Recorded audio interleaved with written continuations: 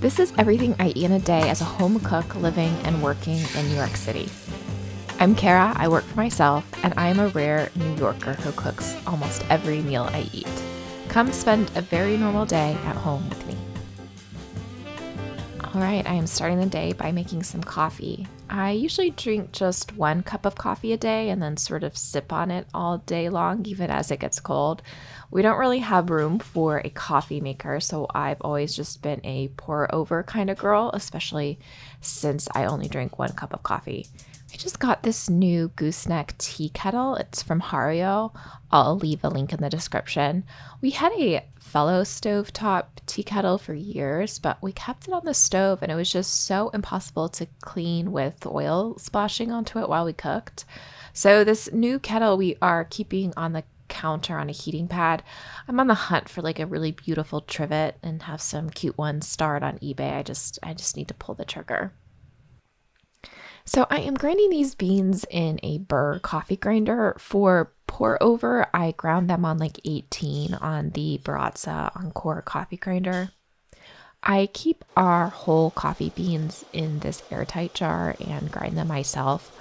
I am on the lookout for a favorite affordable coffee bean. Ideally, I would find a packaging-free option here in New York City, but there's nothing convenient near me, so I've just been kind of buying whatever beans are local-ish and on sale. So here I am just decanting some coffee beans from Win back into the jar. I store the coffee filters in this Yamazaki coffee filter holder. It's just from Amazon, probably from 5 years ago. I'll link it in the description. Just a note, number 2 filters fit in this, number 4s don't, but I've also just trimmed down the number 4s to make them fit.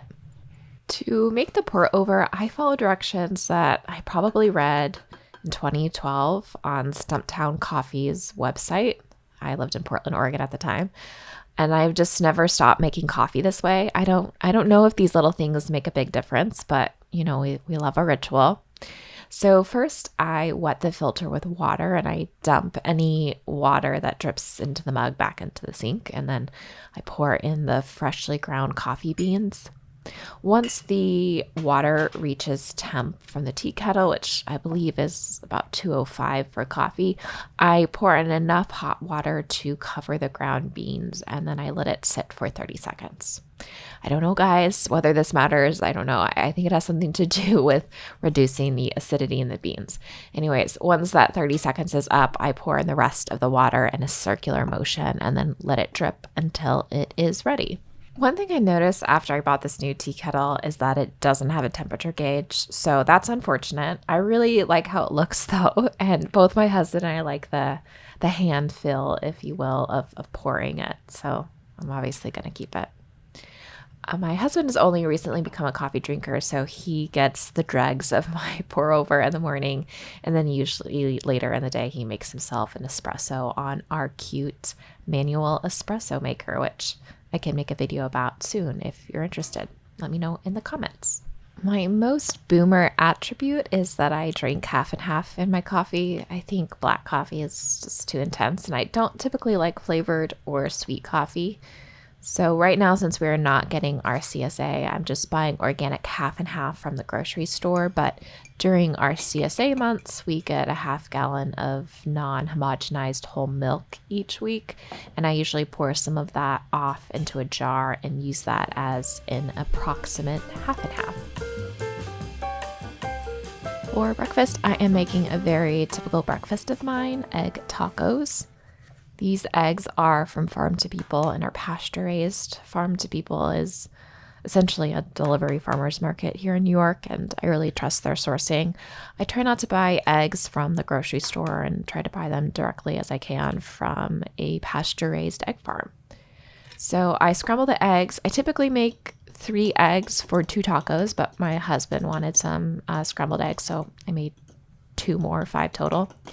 I make eggs almost every day in a cast iron skillet. I've seen people say you can't do that without sticking, but that's not really true. If the pan is seasoned, of course, and then heated with enough fat, it's essentially nonstick. Some days I am lazy and don't follow the protocol and have to do a little bit of scrubbing, but it works out fine. So I heat the pan for maybe 4 minutes and then I melt some butter. I am team butter for scrambled eggs. I think oil is too oily. And then I just do a really slow, soft scramble. I keep this burner runs a little bit hot, on the lowest setting. So there's a delicate dance between a properly heated pan and not making brown butter. I didn't quite hit it this day, but that's okay. And then I just serve these scrambled eggs on 2 Carmelo tortillas. I buy these Kansas City made tortillas in bulk online and then freeze them until I pull them out and store them in the fridge. I'm obsessed with these flour tortillas. They're so good. I buy the avocado oil ones and heat them in a dry cast iron on the stove. And then a little bit of hot sauce, and there is my breakfast. Most mornings I have a full dishwasher to empty. This day I actually loaded a couple dishes the night before, so I'll just quickly clean up from breakfast. I am a big believer in composting. I don't have a compost pile myself, but I pay for a service here in Brooklyn called BK Rot, and they pick up veggie scraps each week on electric bikes and then make actual compost. I store our veggie scraps in this container in our freezer so there's just no smell or bugs. Since my coffee filters are unbleached paper, I just throw the whole thing directly into the compost bucket along with the eggshells. So I am doing a little kitchen project today. I want to develop a recipe for frozen tater tots. I am looking at this book, Freeze Fresh, which I've shared before. I'll leave a link in the description. I am following her instructions for frozen hash browns because I think that the texture and result will be similar.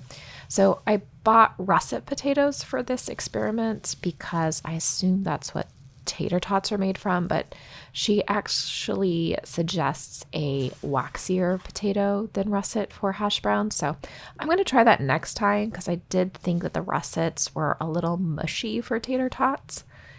I am from Idaho, so I know what I'm talking about.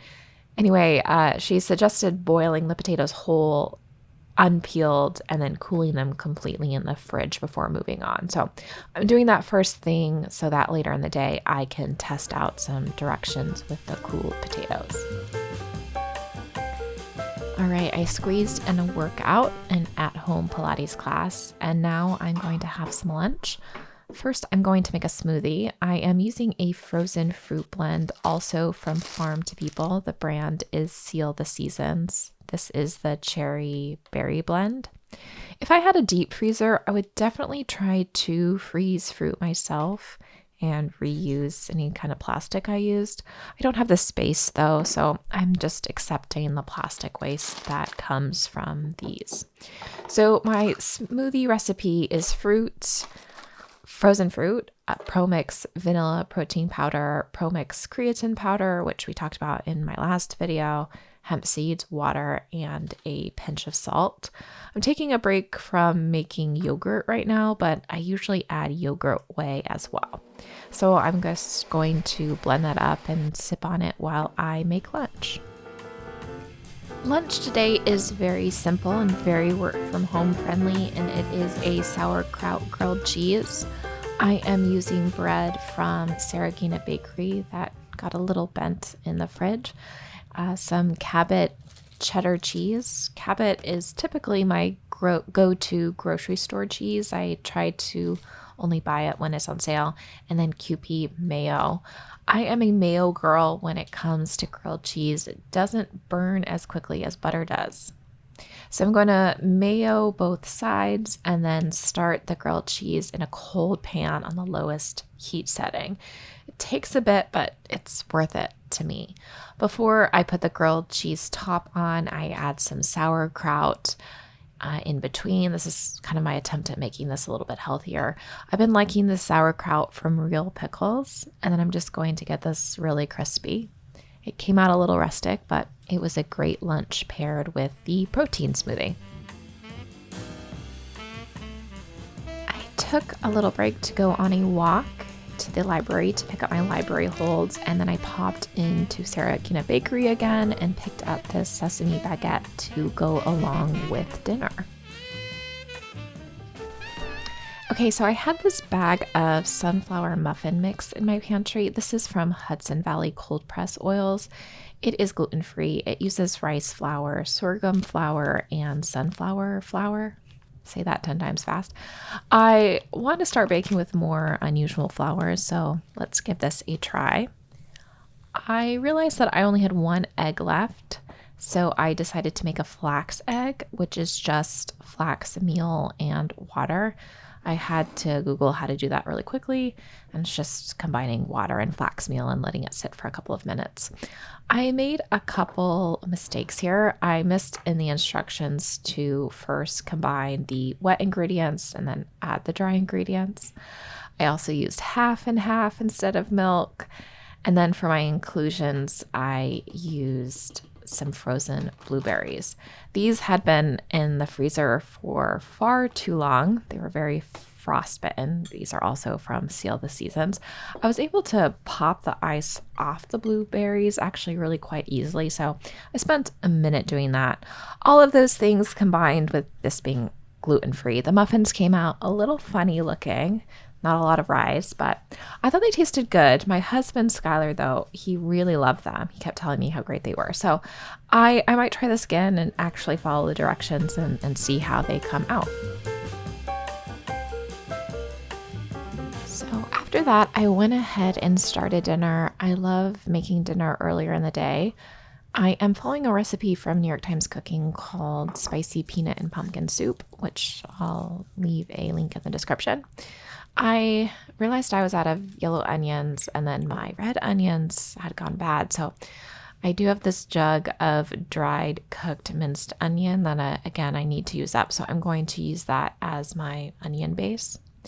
I am going to peel and smash the garlic, grate the ginger, which I just store in the freezer and grate frozen.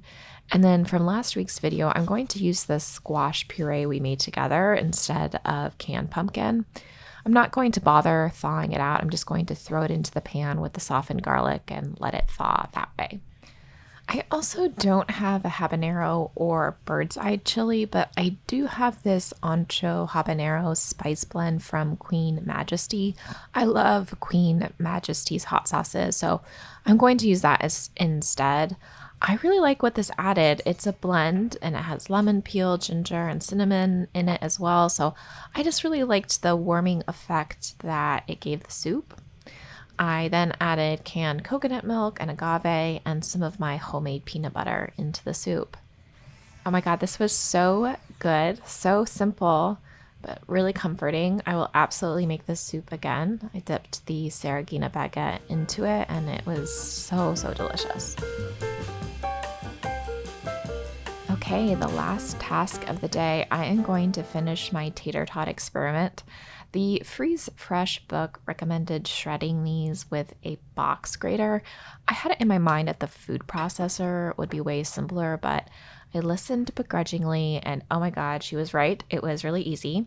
These grated instantly, so I will definitely do that again. She also said that by keeping the skins on, it made it easier to grate because it holds the potato together, and that was absolutely true. So I'm going to do that next time. I split these potatoes into two groups and wrote down my recipes. I read one recipe online that used dried dill, and I'm not going to do that at all next time. It was just overpowering and I think it froze weird, but this is why I'm testing. I'm learning. I also tried two techniques, one very classic tater tot style shape. These were easier and faster to shape than I expected, but I might make them a little smaller next time.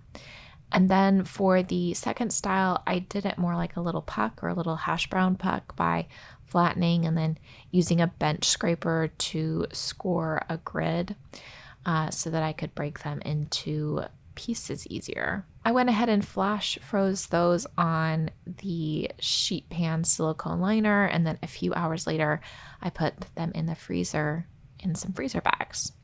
I'm going to give this recipe a few more tries, and hopefully in a future video you'll reap the benefits of my experiments. Thank you so much for coming along with me today through breakfast, lunch, dinner, and all my little cooking excursions. I'll see you next time on Home Food TV.